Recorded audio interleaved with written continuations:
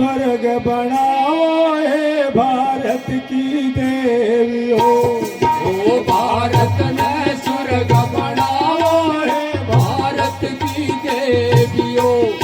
ओ भारत की देवियों, ओ भारत की देवियों। भारत ने स्वर्ग बनाओ हे भारत की देवियों। ओ भारत ने स्वर्ग बनाओ हे भारत की देवियों।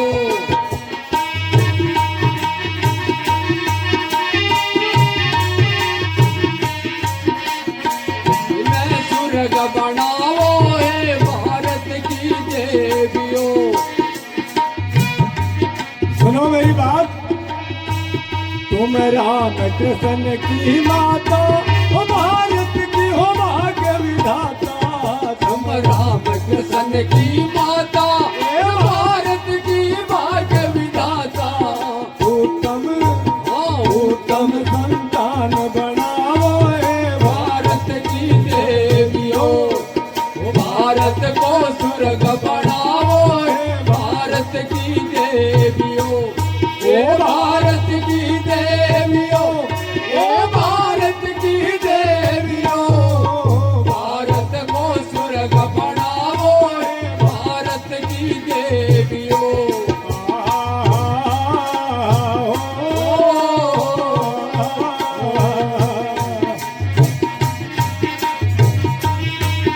भारत की देवियों। भारत को स्वर्ग बनाओ हे भारत की देवियों। मैंने यूं क्यों नहीं कहा कि भारत को स्वर्ग बनाओ भारत के लोगों। आपका नाम क्यों लिया? क्योंकि शास्त्र बोलता है, हमारे ऋषि बोलते हैं कि माता निर्माता भवती। भारत को स्वर्ग माँ ही बना सकती है। कैसे बना सकती है? कि भाई उन्नतशील देश नहीं होता टैंक और तोप विमानों से, उन्नतशील देश नहीं होता अस्त्र शस्त्र निर्माणों से, उन्नतशील देश नहीं होता धन के भरे खजानों से। उन्नतशील देश होता है चरित्रवान नौजवान। जब चरित्रवान नौजवान होगा तब हमारा परिवार समाज और राष्ट्र उन्नति करेगा। अब ये चरित्रवान नौजवान कहाँ से आएंगे? जब माँ खुद चरित्रवान होगी, माँ विदुषी होगी, वीरांगना होगी। जैसे शिवाजी को बनाया था, माता जीजाबाई को 9 साल की उम्र में एक मुसलमान लड़के ने छेड़ दिया था। उसने अपने पिता से कहा, तो पिता ने कहा कि बेटी मुसलमानों का राज है, मैं कुछ नहीं कर सकता। वो अपने उस बात को है ना दिल में दबाए रखी। शादी होगी तो अपने पति को कहा कि मेरे साथ एक मुसलमान लड़के ने ऐसा ऐसा किया था। तो वो भी बोला मुसलमानों का राज है, मैं कुछ नहीं कर सकता। जब पति से भी उम्मीद नहीं रही तो उसने संकल्प ले लिया कि मैं बदला लेकर रहूंगी इन मुसलमानों से। और उसने अपनी कोख से एक ऐसा योद्धा पैदा किया, ऐसा योद्धा पैदा किया कि जिसने 127 लड़ाई लड़ी मुसलमानों से। कितनी? 127। और किसी भी लड़ाई में वो हारा नहीं। क्यों? बाकी महाराणा प्रताप भी कई बार हारे, बड़े बड़े योद्धा हारे, पर शिवाजी एक भी युद्ध में नहीं हारा। क्यों नहीं हारा? इसका रहस्य शायद हमें किसी को पता नहीं है। शिवाजी ने योगीराज श्री कृष्ण की नीतियों का पालन किया कि दुश्मन जब आंट में आ गया तो उसको छोड़ना नहीं है। बाकी हमारे और योद्धा बहुत थे, दुश्मन आंट में आया हाथ जोड़ ले, जा भाग जा, तेरे को माफ कर दिया। और जब दुश्मन के आंट में आया तो उसने माफ नहीं किया। तो मेरी माताओं बहनों, जीजाबाई की तरह संकल्प ले लो कि शिवाजी पैदा करना है। अगली बात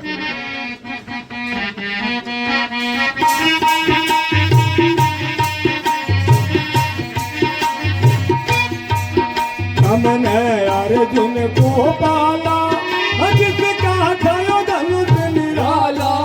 तुमने अर्जुन को पाला, ओ जिसका था धनुष निराला। अभिमन्यु को खिलाओ भारत की देवियों।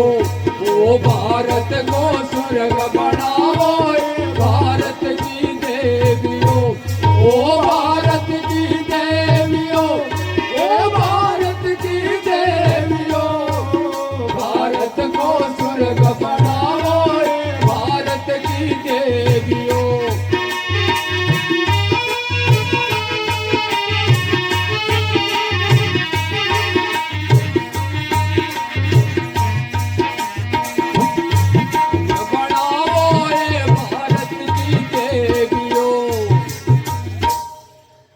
जिसने अर्जुन को पाला, जिसका था धनुष निराला, अभिमन्यु गोद खिलाओ ए भारत की देवियों। मेरी माताओं, जिस माँ की गोद में अभिमन्यु जैसा योद्धा खेले, जिसने छोटी सी उम्र में, जिसने छोटी सी उम्र में महाभारत के बड़े बड़े योद्धा कर्ण, दुर्योधन, द्रोणाचार्य, कृपाचार्य, भीष्म पितामह, ये जितने बड़े बड़े योद्धा थे सबके छक्के छुड़ा दिए। ऐसी वीर संतान जिस माँ की गोद में खेले, क्या वो माँ गर्व नहीं करेगी? करेगी कि नहीं बोलो? इसलिए आपको यत्न करना चाहिए।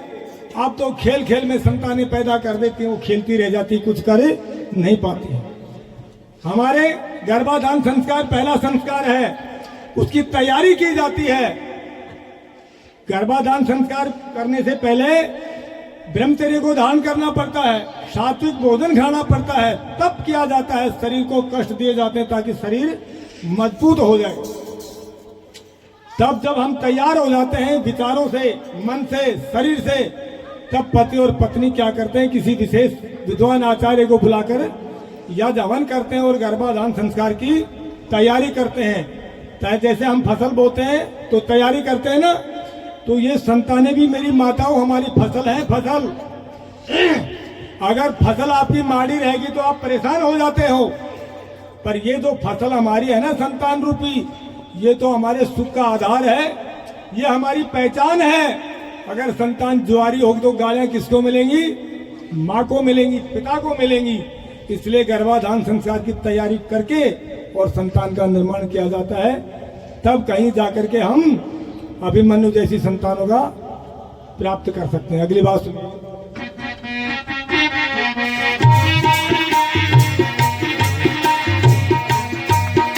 भारत को स्वर्ग बनाओ भारत की देवियों। मत पाखंड के मैं जाना, हमें तो करो पाठ कराना। मत पाखंड के मैं जाना, वे तो का पाठ पढ़ाना। वो तम संगा हवन कराओ ए भारत की देवियों। भारत को स्वर्ग बनाओ ए भारत की देवियों।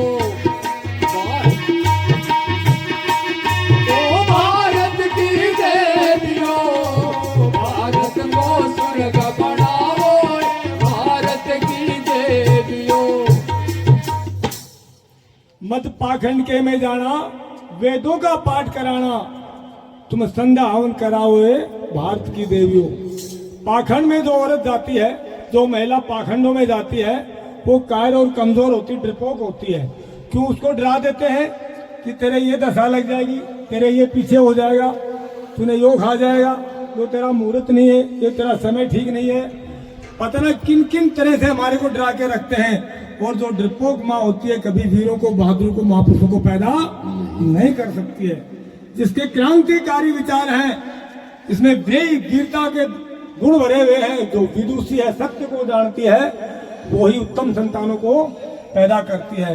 जब आप संध्या हवन करोगे, विद्वान आपके घर में आएगा, आपको पति पत्नी के फर्ज बताएगा, माता पिता के फर्ज बताएगा, भाई बहन के कर्तव्य को निर्वाह करने का फर्ज बताएगा, सारी बातें आपको समझाएगा वो विद्वान। जब आपके घर में हवन होगा तो आपके अंदर अच्छे संस्कार बनेंगे और आपकी जो संतानें हैं वो यज्ञ हवन में बैठेंगी, वो सुनेंगी, तो उनके भी अच्छे संस्कार होंगे।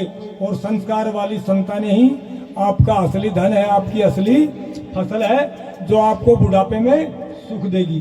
अगर बुढ़ापे में सुखी रहना चाहते हो तो अपनी संतानों के संस्कारों पर पैसा लुटा दो, चाहे कितना ही लूट जाए, पर संतान कैसी होनी चाहिए? संस्कार वाली होनी चाहिए। अगली बात सुनो।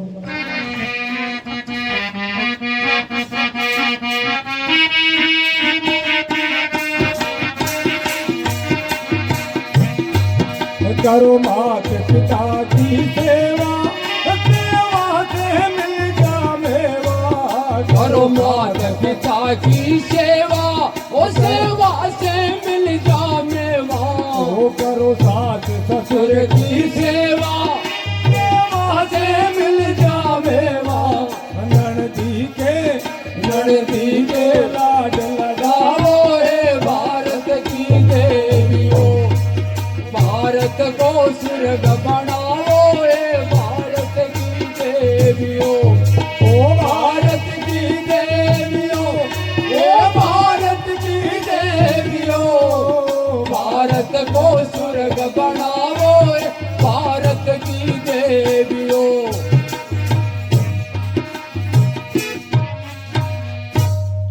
करो सास ससुर की सेवा, सेवा से मिल जा मेवा, नंदी के लाड़ लड़ाओ हे भारत की देवियों। आज एक मैंने समाज में प्रचलन लगा हुआ है कि जो आजकल की नई नई लड़कियां हैं, बेटियां हैं, इनकी शादी हो जाती है और इनकी ससुराल में जाते ही सास से झगड़ा हो जाता है। जब कोई मेरा जैसा कहता है भाई तेरे सास ससुर हैं, इनकी सेवा क्या कर, बोला जी ये तो मेरे पति के माता पिता हैं, मेरे माता पिता तो मेरे पियर में है, मैं इनकी सेवा क्यों करूं। अब उसको ये समझ में नहीं आया कि जब तू जवान हुई तो तेरे माता पिता ने है ना तेरे को घर से शादी करके निकाल दिया सदा के लिए, जा भाई कहते साल 6 महीने में आ जाना हमारे पास, बाकी यहाँ नहीं आना है, तुझे वहीं रहना है। और जिस घर में तूने सदा के लिए रहना है वहां तू जब शादी होके गई, तेरी सास ने आरता किया, तेरा स्वागत किया, आशीर्वाद दिया कि बेटी फलो फूलो भाग्यवान रहो, मैं तुम्हें आशीर्वाद देती हूँ कि तुम सदा खुश रहो।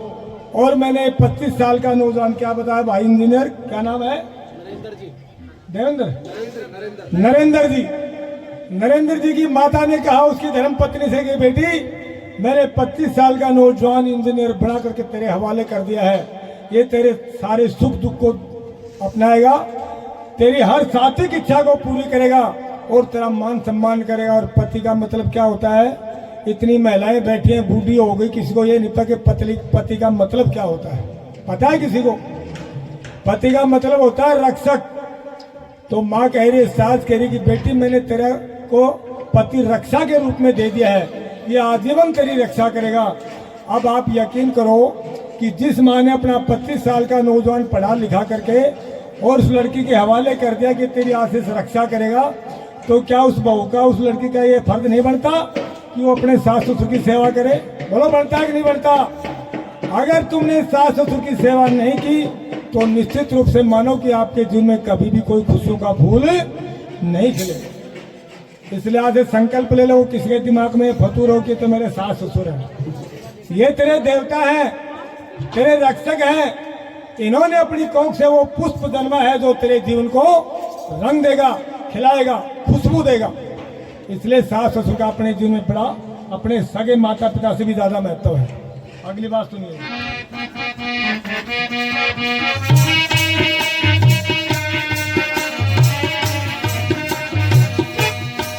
मत गुरु नामे मैं जाना, अपनी औलाद शर्म को बचाना, मत गुरु नामे मैं जाना, अपनी लाज शर्म को बचाना, पतियों से प्रेम बढ़ाओ भारत की देवियों, ओ भारत को स्वर्ग बनाओ हे भारत की देवियों, ओ भारत की देवियों, हे भारत की देवियों, भारत को स्वर्ग बनाओ हे भारत की देवियों। मत गुरु नामे में जाना, अपनी लाज शर्म को बचाना, पतियों से प्रेम बढ़ाओ हे भारत की देवी। अब वो गुरुनामा क्या होता है मेरी माताओं बहनों? जब शादी हुई तो प्रतिज्ञा की थी कि मैं अपने पति के पीछे पीछे चलूंगी, इनसे कोई बात नहीं छुपाऊंगी और इनका मैं पूरा सम्मान करूंगी। पर जब वो गुरुनामे के चक्कर में पड़ गई तो ना तो पति के पीछे चली, ना पति की बात मानी और ना पति को दिल की बात बताई। पति ने कहा कि आश्रम में नहीं जाना है, बोला जाऊंगी, नहीं मानी। पति ने कहा कि क्या बात है मेरे को बता, गुरुनामा किसे कहते हैं? नहीं बताऊंगी चाहे कुछ भी हो जाए।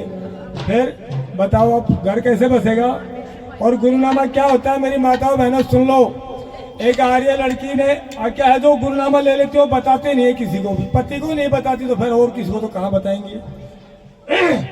एक आर्य लड़की बोली गुरुनामा मैं लेके आती हूँ, फिर मैं बताऊंगी कि गुरुनामा होता क्या है। आश्रम में चली जाती है, वहां प्रकट करते ही मैं गुरुनामा लेने आई हूँ। तो एक कमरे में बिठा दिया वहाँ का जो मठाधीश था वो जो जवान लड़कियों के कंधों पर हाथ धर के आता है और बैठ जाता है, बोल क्या चाहिए, गुरुनामा चाहिए गुरुजी। तो गुरुजी पता क्या कहता है कि गुरुनामा लेने से पहले आपको तन मन धन गुरु के अर्पण, कि आपका तन है मन है धन है वो गुरु के अर्पण करना होगा, तब मैं गुरुनामा दूंगा। अब बताओ तन भी धन भी मन भी दे दिया तो पति के क्या काम आई, बच्चों के क्या काम आई, परिवार के क्या काम आई कुछ? उसने तो सबकी में दे दिया गुरु को। अब वो लड़की क्या कहती है, सुनने वाली बात है मेरी माताओं बहनों, गुरुजी ये तन तो मेरा नहीं है। क्यों नहीं है? जब मेरी शादी हुई तो मेरे पिता ने मेरा पानी ग्रहण संस्कार कर दिया, मेरा हाथ मेरे पति के हाथ में दे दिया और कह दिया कि आज से ये लड़की मैं तेरे हवाले करता हूँ, आज से इसका मालिक तू है, मेरे इस शरीर पर मेरे पति का अधिकार है, मैं आपको ये नहीं दे सकता। तो बोला मन, गुरुजी उस परमात्मा ने जल वायु अग्नि पृथ्वी और आकाश की सारी सुविधाएं फ्री में दे रखी है जीने के लिए, जिसने जीवन दिया है उसकी भक्ति करने के लिए मेरा मन है, ये मन भी मेरा नहीं है, मैं आपको नहीं दे सकती। तो बोला धन, गुरुजी हमारे बच्चे हैं, उन बच्चों में संस्कार देने हैं, उनका रोटी कपड़ा मकान की व्यवस्था करनी है, उनको अच्छी शिक्षा देनी है, उनकी व्यवस्था में पैसा खर्च होगा, ये धन पर उन बच्चों का अधिकार है, मैं ना तन दे सकती ना मन दे सकती ना धन दे सकती। जब ऐसी बात लड़की ने कही तो गुरु बोला भगात नालाई लड़की को कहां से आ गई आश्रम के अंदर, इसके पास कुछ भी नहीं है गुरु को देने के लिए, तो किस चीज का इसको दूं मैं गुरुनामा। तो मेरी माताओं बहनों, यदि तन मन धन अर्पण करना है गुरु के तो जाओ गुरुनामे में, यदि स्वाभिमान से जीना है, इज्जत से जीना है और उस ईश्वर के भक्त होकर के जीना है तो किसी पाखंडी गुरु के चक्कर में मत फंसना। अब ये हमारे आचार्य जी यहाँ व्याख्यान कर रहे थे, ये गुरु थे हमारे और सबके सामने सारे सबको समूह में बिठा करके और आपको ज्ञान दे रहे थे। ऐसा होता है गुरु जो छुपा करके नहीं रखता, भरी आम सभा के अंदर गुरु जी बैठ करके जो वेद का व्याख्यान करे, वेद के प्रचार करे, वो सच्चे गुरु होते हैं, वो हितैषी होते हैं। उन्हीं के पास जाओगे, वेद प्रचार में जाओ तो निश्चित रूप से आपका कल्याण होगा। समय हो चुका है, मैं आपने मेरी बात बड़े ध्यान से सुनी है, आप सभी लोगों का बहुत बहुत धन्यवाद। इति ओम सम।